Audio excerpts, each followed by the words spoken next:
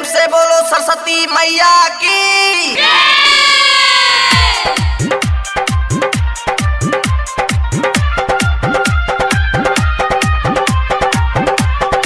Music by Riya studio Khagaria.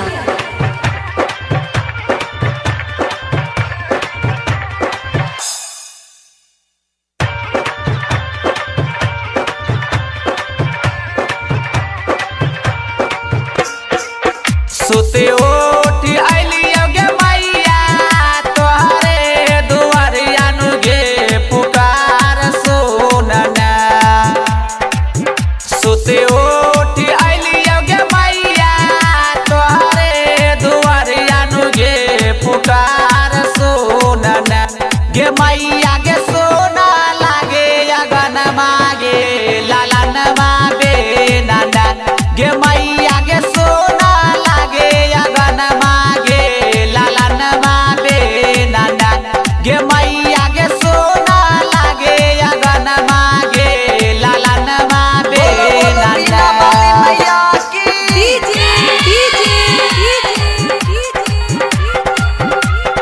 Manish Manish Manish Manish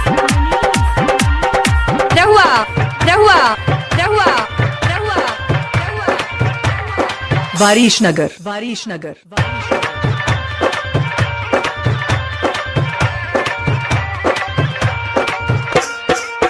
धुपया गर्भवती गे मैया तोहरे देखलियो गे पुकार सुनना। धुपया गर्भवती गे मैया तोहरे देखलियो गे पुकार सुनना।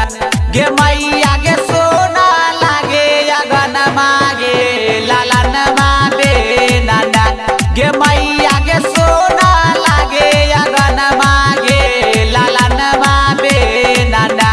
गे मैया गे सोना लागे अगन मागे लालन मागे नाना। डीजे डीजे डीजे मनीष बोलो बोलो मनीष शारदे मैया की। रहुआ रहुआ रहुआ music by Riya studio Khagaria. वारिश नगर वारिश नगर।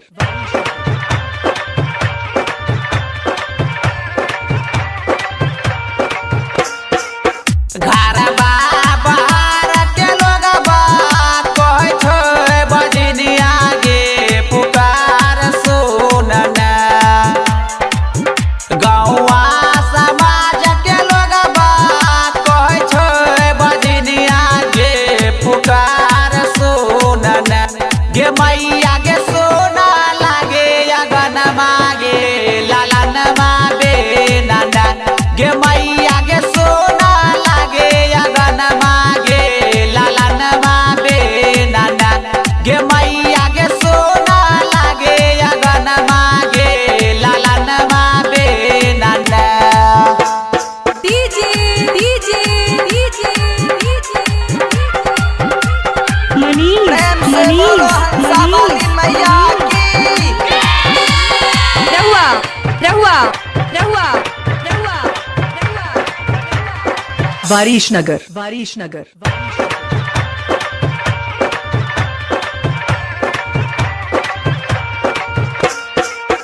कहै छौड़ा